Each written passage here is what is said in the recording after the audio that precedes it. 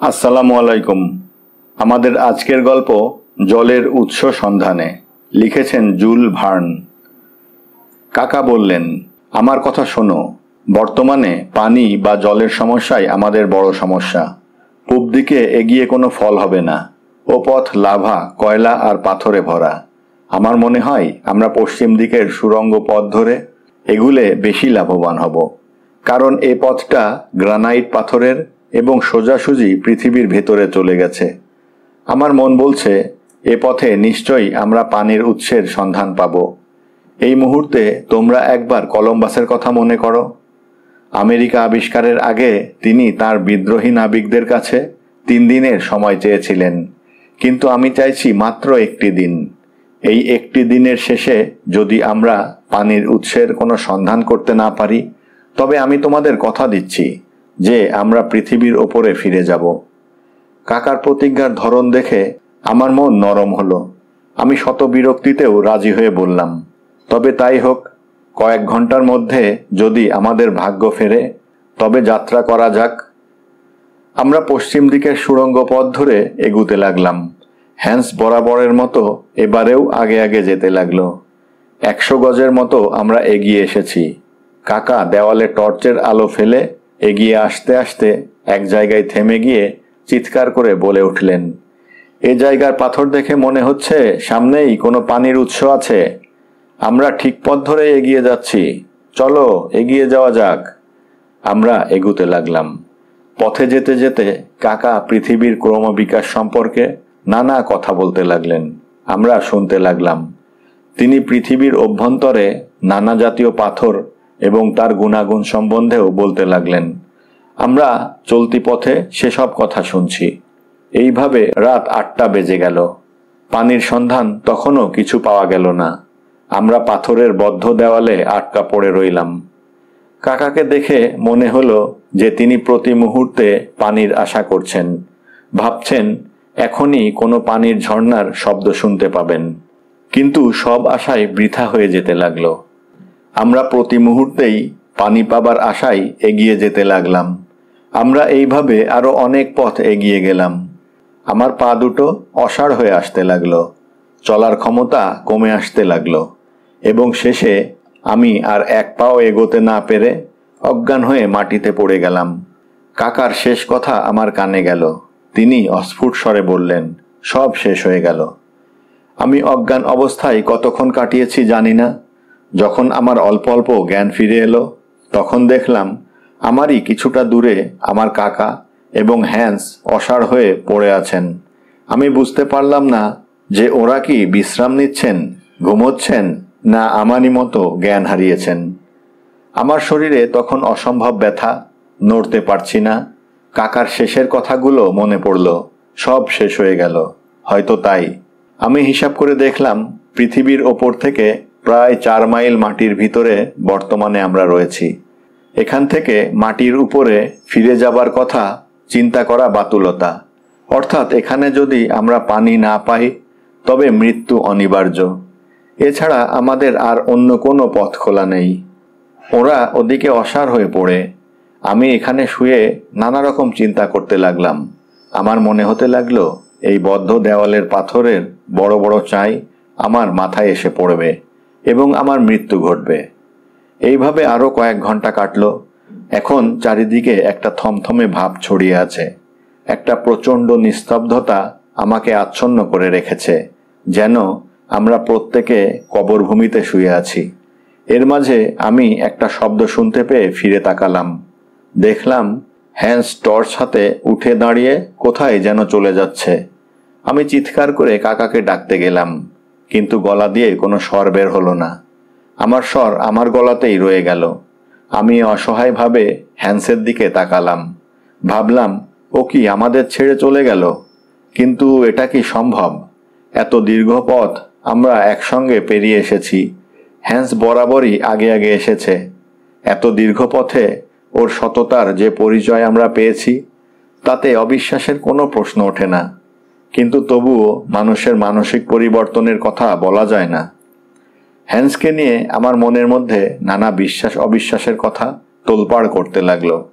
কাকা ওপাশে অসাড় শুয়ে হয়তোবা ঘুমিয়ে। আমি আমার মনকে শান্ত করবার চেষ্টা করতে লাগলাম, কিন্তু মন মানতে চায় না। শেষে এই ভেবে মনকে সান্ত্বনা দিতে লাগলাম যে হ্যান্স হয়তো পানির উৎস সন্ধানেও যেতে পারে, ও হয়তো আশেপাশে কোথাও পানি খুঁজতে গেছে। ঘণ্টাখানেক কেটে গেল, হ্যান্সের দেখা নেই। কাকাও শুয়ে। আমি দু একবার উঠবার চেষ্টা করেও পারছি না। অবস্থা যখন এমন, তখন একটা টর্চের আলো সামনে এসে পড়ল। দেখলাম হ্যান্স ফিরে আসছে। সে ফিরে এসে কাকার সামনে এগিয়ে গেল এবং তার কাঁধে হাত রেখে নিজের ভাষায় কি যেন বলতে লাগলো। আমি শুনতে চেষ্টা করলাম, কিন্তু পারলাম না। কাকাকে হঠাৎ উঠে বসতে দেখলাম। তিনি উঠে বসে চিৎকার করে বলে উঠলেন, পানি নিচের দিকে? তাহলে আর দেরি না করে এক্ষুনি যাওয়া যাক। পানির কথা শুনে আমি শরীরে বল ফিরে পেতে লাগলাম। ভাবলাম যদি পাওয়া যায়। আমি কোনো মতে উঠে দাঁড়িয়ে ওদের সঙ্গে চলতে লাগলাম। পানির আশায় আশায় আধ ঘন্টা পার হয়ে গেল, তবু পানির দেখা নেই। তবে পাথরের দেওয়ালের ভিতর দিয়ে একটা পানির ধারার শব্দ আমাদের কানে আসতে লাগলো। আমরা বেশ বুঝতে পারলাম পাথরের দেওয়ালের ভিতর দিয়ে একটা পানির ধারা বয়ে যাচ্ছে, কিন্তু কোথায় বা কোন দিকে সেটা অনুমান করা সম্ভব হলো না। আমি কাকার দিকে তাকালাম। কাকা বললেন, এটা পানিরই শব্দ, এবং শব্দটা আমরা পরিষ্কার শুনতেও পাচ্ছি। আমাদের চারিদিকে গ্রানাইট পাথরের যে দেওয়াল আছে, তার ভিতর দিয়েই নিশ্চয়ই একটা নদী বা ঝর্ণা বয়ে যাচ্ছে। আমরা ঠিক পথেই যাচ্ছি। কাকার কথা শুনে আমার মনে হাজার গুণ বল ফিরে এলো। পানির ধারার শব্দটাও এখন বেশ পরিষ্কার আসতে লাগলো। আমরা তাড়াতাড়ি এগিয়ে যাবার চেষ্টা করতে লাগলাম। এতক্ষণ পানির শব্দটা আমাদের মাথার উপরের দেওয়াল থেকে আসছিল। এবার সে শব্দ ঘুরে গেল বাঁ দিকের দেওয়ালে। আমরা পানির শব্দ অনুসরণ করে চলতে লাগলাম। আরও আধ ঘন্টা এইভাবে কাটল, কিন্তু পানির কোনো সন্ধান পাওয়া গেল না। উপরন্তু পানির শব্দটা ক্রমে মৃদু হয়ে যেতে লাগলো। আমাদের মনে হলো আমরা পানির উৎস থেকে অন্য পথে চলে যাচ্ছি।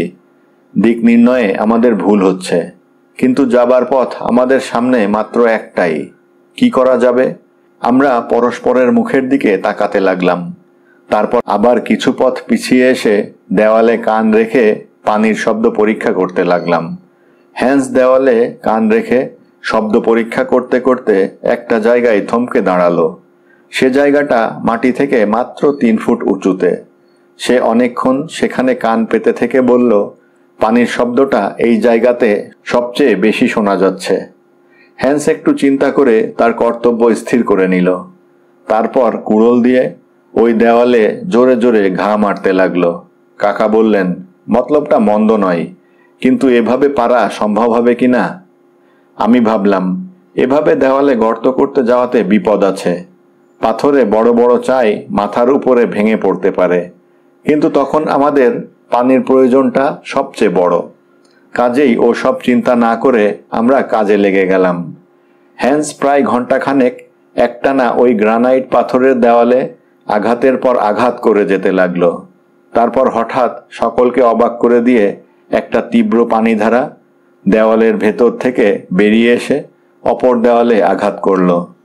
পানির গতিতে হ্যান্স নিজেকে সামলাতে না পেরে মাটিতে পড়ে গেল এবং চিৎকার করে উঠল।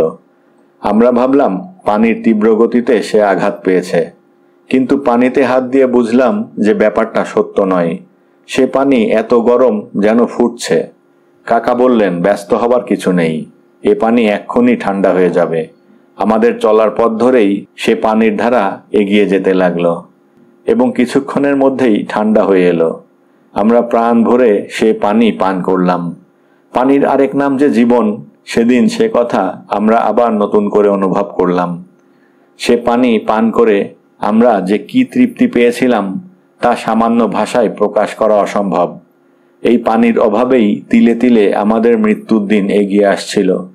আমরা আজলা ভরে আকণ্ঠ পান করলাম। কাকা বললেন, এ পানিতে প্রচুর লোহা আছে, হজমের পক্ষে এমন উপকারী আর কিছু হতে পারে না। আমরা স্পা বা টোয়েপ্লিজের মতো বিখ্যাত কোনো স্বাস্থ্যকর জায়গার দিকে অভিযান চালিয়েছি বলেই আমার মনে হচ্ছে। আমরা পানি পান করে শরীরে ও মনে বল ফিরে পেলাম। আমি কাকাকে বললাম, এই পানির ধারা আমাদের প্রাণ বাঁচিয়েছে, সুতরাং এর একটা নাম রাখলে ভালো হয়। কাকা সঙ্গে সঙ্গে বললেন, খুব ভালো কথা, তোমার কথা শুনে আমি অত্যন্ত খুশি। হ্যান্স এই পানির ধারা আবিষ্কার করেছে, সুতরাং ওর নামানুসারে আমি এর নাম দিচ্ছি হ্যান্সব্যাক। আমাদের মধ্যে যখন এ ব্যাপারে কথা হচ্ছে, তখন এই জলধারা আবিষ্কারের কর্তা হ্যান্স কোনো কথা বলল না। সে আগের মতোই নির্বাক হয়ে আমাদের পাশে দাঁড়িয়ে রইল। আমি বললাম, এই জলধারাকে আমরা এভাবে নষ্ট করতে পারি না। কাকা বললেন, তাহলে তুমি কি করতে চাও? আমি বললাম, আমরা আমাদের পানির পাত্রগুলো পূর্ণ করে নিই, তারপর গর্তটা ভালো করে পাথর দিয়ে বন্ধ করে দিই, যাতে পানি নষ্ট হতে না পারে। কাকা বললেন, বেশ, তাই করো। আমরা আমাদের পানির পাত্রগুলো ভালো করে পূর্ণ করে নিলাম, তারপর পাথর দিয়ে সে গর্ত বন্ধ করবার চেষ্টা করতে লাগলাম, কিন্তু সম্ভব হলো না। সে জলধারার বেগ এত তীব্র যে তাকে আটকাবার চেষ্টা বারবার বৃথা হতে লাগলো। কাকা তা দেখে বললেন, শোনো, আমরা এই জলধারাকে কেন বন্ধ করবার চেষ্টা করছি? আমাদের পানির পাত্র যখন শূন্য হবে, আবার কোথায় আমরা পানি পাব? আমাদের সামনের চলার পথে পানি পাবার নিশ্চয়তা কোথায়? আমি বললাম, না, সে নিশ্চয়তা অবশ্য কোথাও নেই। কাকা বললেন, তাহলে কাজেই ওই ধারা যেমন বয়ে আসছে আসুক, বন্ধ করবার দরকার নেই। এই জলধারা আমাদের চলার পথেই বয়ে যাবে, সুতরাং এতে সুবিধা হবে দুটো, আমাদের পথ দেখাবে, আবার পানিও দেবে। আমরা আবার পরিশ্রান্ত হলে তেষ্টা মেটাতে পারবো। আমি কাকার কথা শুনে আনন্দে বলে উঠলাম, উত্তম প্রস্তাব, এই পরিকল্পনা খুবই ভালো। যে জলধারা আমাদের পথ দেখিয়ে নিয়ে যাবে, তার পথ আমরা রুদ্ধ করতে পারি না। কাকা হাসতে হাসতে বললেন, তাহলে তোমরা আমার প্রস্তাব মেনে নিলে? আমি বললাম, সানন্দে। কাকা বললেন, এখন এসো আমরা কিছুক্ষণ বিশ্রাম নিই, তারপর যাত্রা শুরু করব। এখন যে অনেক রাত সেটা আমি ভুলেই গিয়েছিলাম, ক্রোনোমিটার দেখে বুঝলাম। এবারে আমাদের বিশ্রামের প্রয়োজন। আমরা কাকার নির্দেশে কিছু খেয়ে শুয়ে পড়লাম এবং সঙ্গে সঙ্গে গভীর ঘুমে আচ্ছন্ন হয়ে গেলাম। ধন্যবাদ।